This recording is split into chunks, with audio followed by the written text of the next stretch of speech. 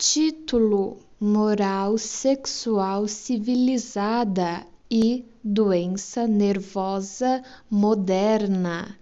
Em seu livro recentemente publicado, Ética Sexual, von Ehrenfels, 1907, discorre sobre a diferença entre a moral sexual natural e a civilizada. Segundo ele, devemos entender por moral sexual natural uma moral sexual sob cujo regime um grupo humano é capaz de conservar sua saúde e eficiência, e por moral sexual civilizada, uma obediência moral sexual, aquilo que, por outro lado, estimula os homens a uma intensa e produtiva atividade cultural. Esse contraste é mais bem ilustrado, segundo ele, comparando-se o caráter inato de um povo com suas realizações culturais. Remeterei o leitor que deseje deter-se no exame dessas importantes proposições à obra de von Ehrenfels, limitando-me a colher ali somente o necessário para alicerçar minha própria contribuição ao assunto. Não é arriscado supor que, sob o regime de uma moral sexual civilizada, a saúde e a eficiência dos indivíduos esteja sujeita a danos e que tais prejuízos causados pelos sacrifícios que lhes são exigidos terminem por atingir um grau tão elevado que indiretamente cheguem a colocar também em perigo os objetivos culturais. Von Ehrenfels atribui, de fato, à moral sexual que hoje rege a nossa sociedade ocidental numerosos prejuízos pelos quais responsabiliza diretamente essa moral, embora reconheça plenamente sua vigorosa influência no desenvolvimento da civilização. Não pode deixar de concluir da necessidade de uma reforma. Em sua opinião, a singularidade da moral sexual civilizada a que obedecemos é que as restrições feitas às mulheres por tal sistema são estendidas à vida sexual masculina, sendo proibida toda relação sexual, exceto dentro do casamento monogâmico. No entanto, as diferenças naturais entre os sexos impõem sanções menos severas às transgressões masculinas, tornando mesmo necessário admitir uma moral dupla. Contudo, uma sociedade que aceita essa moral ambígua não pode levar muito longe o amor à verdade, à honestidade e à humanidade. Von Ehrenfels. E deverá induzir seus membros à ocultação da verdade, a um falso otimismo e a enganarem a si próprios e aos demais. A moral sexual civilizada traz consequências ainda mais graves, pois glorificando a monogamia, impossibilita a seleção pela virilidade, travessão, único fator que pode aperfeiçoar a constituição do homem, pois entre os povos civilizados a seleção pela vitalidade foi reduzida a um mínimo pelos princípios humanitários e pela higiene. Entre os danos acima atribuídos a essa moral sexual civilizada, os médicos terão notado a falta justamente daquele cuja significação examinaremos no presente artigo. Refiro-me ao aumento imputável a essa moral da doença nervosa moderna, isto é, da doença nervosa que se difunde rapidamente na sociedade contemporânea. Ocasionalmente, um desses pacientes nervosos chamará ele próprio a atenção do médico para o papel que o antagonismo existente entre a sua constituição e as exigências da civilização desempenhou na gênese de sua enfermidade, dizendo, abre aspas, em nossa família todos tornamo-nos neuróticos porque queríamos ser melhores do que com nossa origem somos capazes de ser, fecha aspas.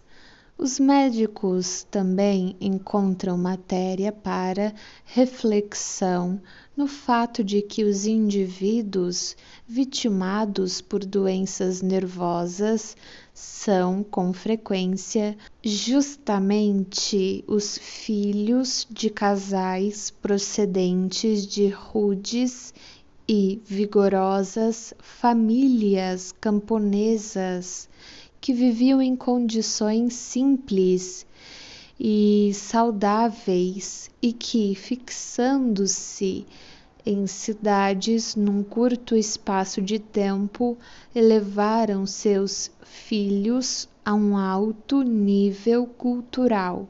Os próprios neurologistas asseveram enfaticamente que existe uma relação entre a, abre aspas, alta incidência da doença nervosa, fecha aspas, e a moderna vida civilizada.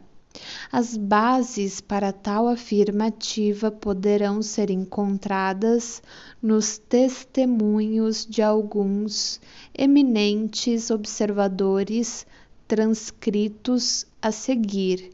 Dois pontos.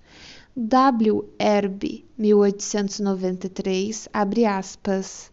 O problema está em determinar se as causas da doença nervosa que lhes foram expostas estão presentes na vida moderna num grau suficientemente elevado para explicar o incremento dessa doença.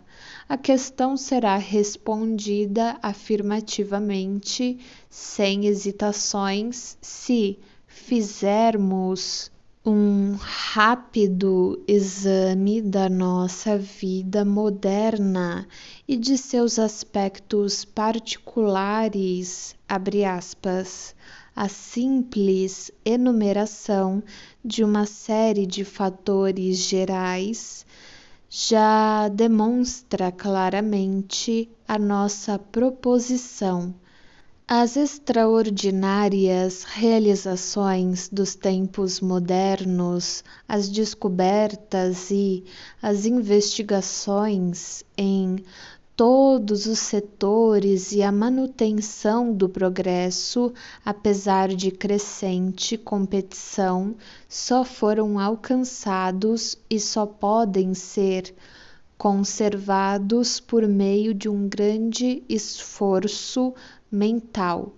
Cresceram as exigências impostas à eficiência do indivíduo e só reunindo todos os seus poderes mentais ele pôde atendê-las simultaneamente. Em todas as classes aumentam as necessidades individuais e a ânsia de prazeres materiais. Um luxo sem precedentes atingiu camadas da população a que até então era totalmente estranho a irreligiosidade. O descontentamento e a cobiça intensificam-se em amplas esferas sociais. O incremento das comunicações resultantes da rede telegráfica e telefônica que envolve o mundo alteraram completamente as condições do comércio. Tudo é pressa e agitação. A noite é aproveitada para viajar, o dia para os negócios e até mesmo as viagens de recreio colocam em tensão o sistema nervoso. As crises políticas, industriais e financeiras atingem círculos muito mais amplos do que anteriormente.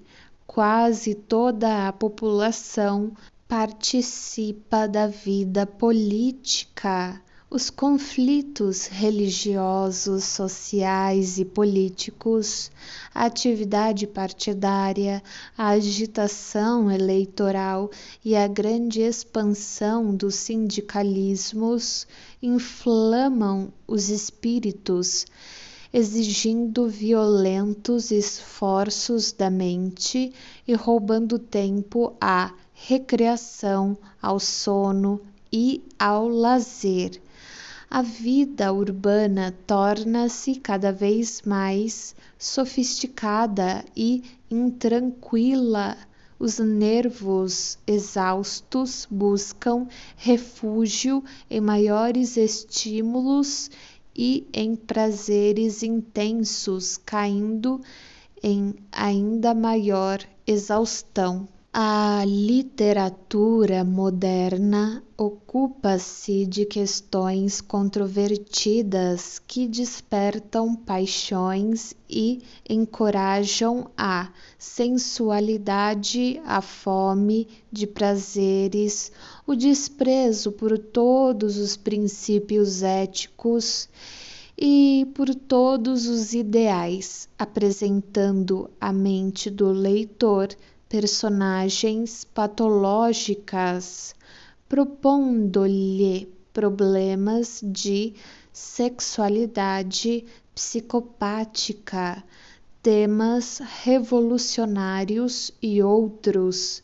Nossa audição é excitada e superestimada por grandes doses de música ruidosa e insistentes. As artes cênicas cativam nossos sentidos com suas representações excitantes, enquanto as artes plásticas se voltam de preferência para o repulsivo, o feio e o estimulante, não hesitando em apresentar aos nossos olhos com nauseante realismo as imagens mais horríveis que a vida pode oferecer.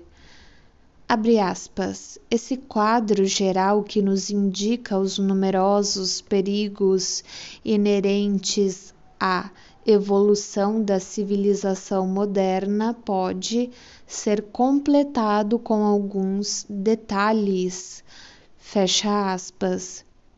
Binswanger, ou Wenger, 1896, abre aspas, designa-se a neurastenia em especial como doença fundamentalmente moderna.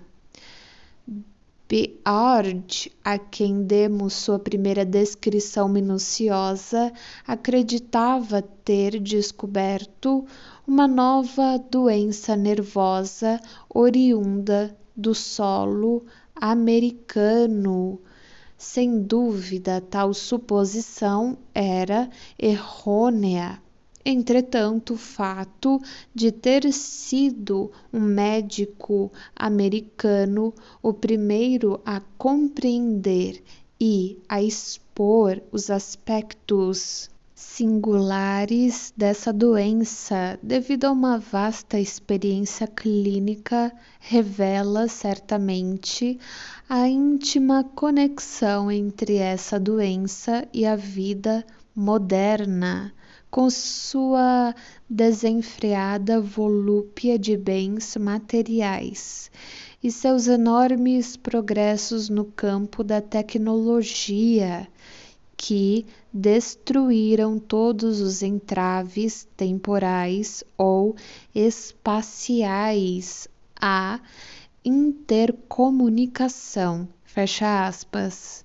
Von Kraft Ebing, 1895, abre aspas. O modo de vida de um sem número de povos civilizados da atualidade apresenta uma grande quantidade de aspectos anti-higiênicos que explicam o nocivo incremento de doenças nervosas, pois esses fatores atuam primordialmente sobre o cérebro.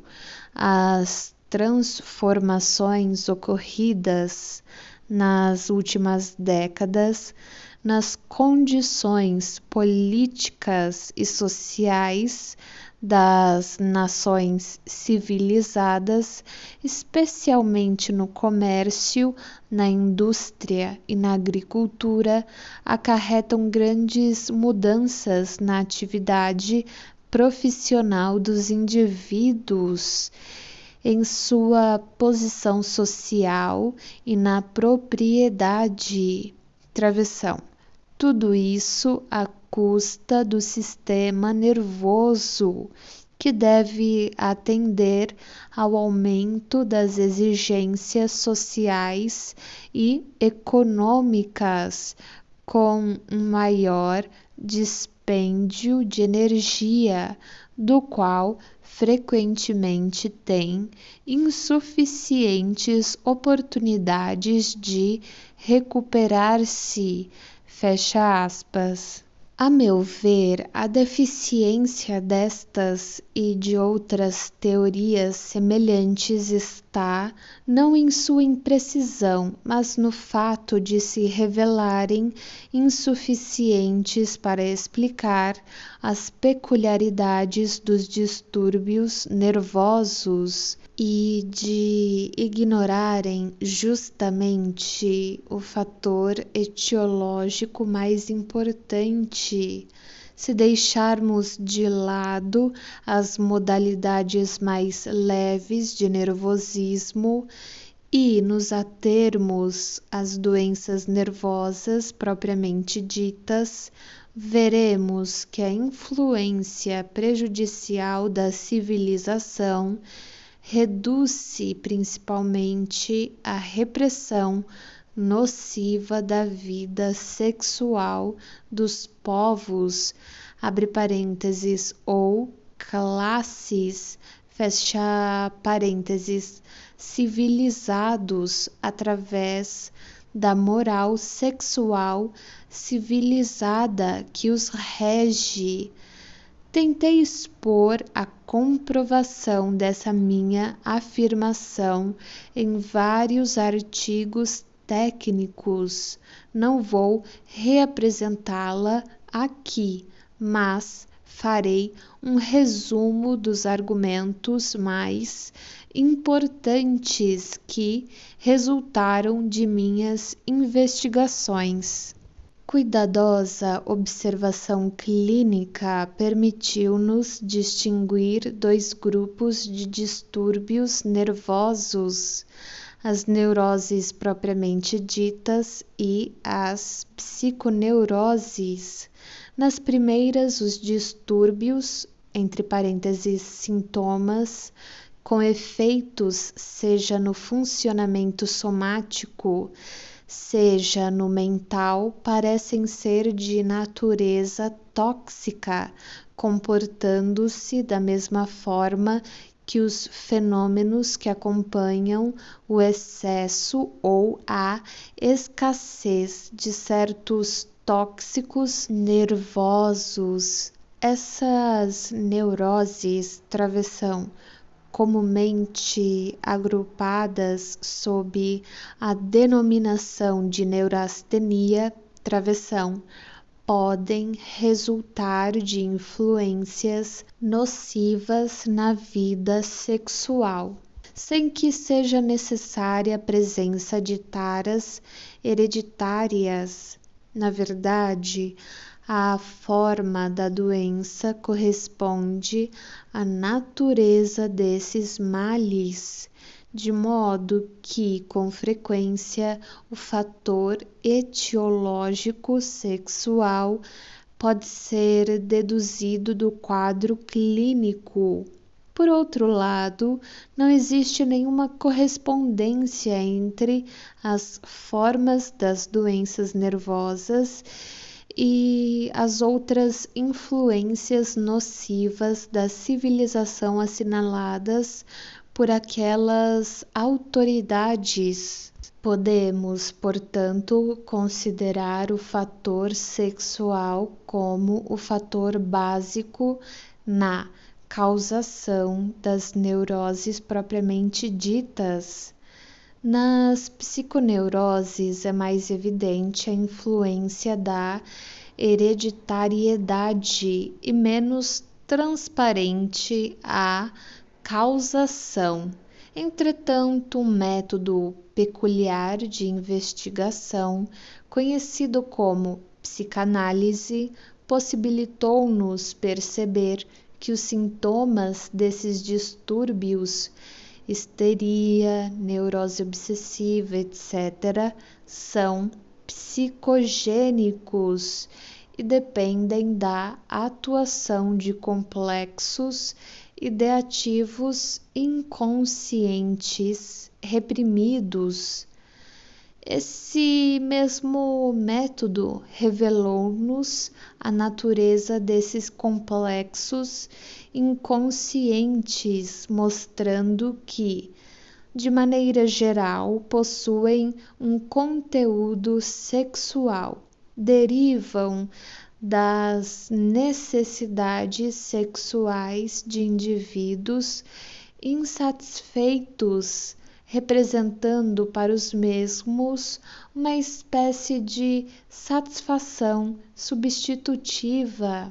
Portanto, todos os fatores que prejudicam a vida sexual suprimem sua atividade ou distorcem seus fins, devem também ser vistos como fatores patogênicos das psiconeuroses. Naturalmente, o valor da diferenciação teórica entre as neuroses tóxicas e as neuroses psicogênicas não sofre restrição pelo fato de que podem ser observados distúrbios provenientes de ambas as fontes na maior parte das pessoas que sofrem de doenças nervosas. O leitor que está disposto a procurar comigo a etiologia das doenças nervosas, principalmente em influências nocivas à vida sexual, também estará pronto a acompanhar meus próximos argumentos, cujo fim é inserir num contexto mais amplo o tema do aumento das doenças nervosas. Nossa civilização repousa, falando de modo geral, sobre a supressão dos instintos. Cada indivíduo renuncia a uma parte dos seus atributos, a uma parcela do seu sentimento de onipotência ou ainda das inclinações vingativas ou agressivas de sua personalidade. Dessas contribuições resulta o acervo cultural comum de bens materiais e ideais, além das exigências da vida. Foram sem dúvida os sentimentos familiares derivados do erotismo que levaram o homem a fazer essa renúncia, que tem progressivamente aumentado com a evolução da civilização. Cada nova conquista foi sancionada pela religião, cada renúncia do indivíduo à satisfação instintual foi oferecida à divindade como um sacrifício e foi declarado santo o proveito assim obtido pela comunidade. Aquele que, em consequência de sua constituição indomável, não consegue concordar com a supressão do instinto, torna-se um criminoso, um outlaw, ou outlaw, OUTLAW, diante da sociedade. Travessão. A menos que sua posição social ou suas capacidades excepcionais lhe permitam impor-se como um grande homem, um herói. O instinto sexual, travessão, ou mais corretamente, os instintos sexuais, pois a investigação analítica nos ensina que o instinto sexual é formado por muitos constituintes ou instintos componentes. Travessão, apresenta-se provavelmente mais vigorosamente desenvolvido no homem do que na maioria dos animais superiores, sendo, sem dúvida, mais constante. Desde que superou completamente a periodicidade a qual é sujeito nos animais, esse instinto coloca à disposição da atividade civilizada uma extraordinária quantidade de energia, em virtude de uma singular e marcante característica: sua capacidade de deslocar seus objetivos sem restringir consideravelmente a sua intensidade. Essa capacidade de trocar seu objetivo sexual original por outro, não mais sexual, mas psiquicamente relacionado com o primeiro, chama-se capacidade de sublimação. Contrastando com essa motilidade na qual reside seu valor para a civilização, o instinto sexual é passível também de fixar-se de uma forma particularmente obstinada que o inutiliza e o leva algumas vezes a degenerar-se até as chamadas anormalidades. O vigor original do instinto sexual provavelmente varia com o indivíduo, o que, sem dúvida, também acontece com a parcela do instinto suscetível de sublimação. Parece-nos que a constituição inata de cada indivíduo é que irá decidir primeiramente qual parte do seu instinto sexual será possível sublimar e utilizar.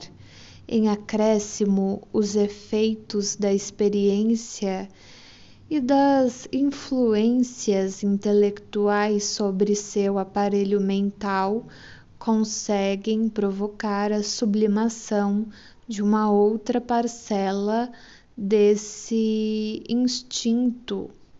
Entretanto, não é possível ampliar indefinidamente esse processo de deslocamento, da mesma forma que em nossas máquinas não é possível transformar todo o calor em energia mecânica.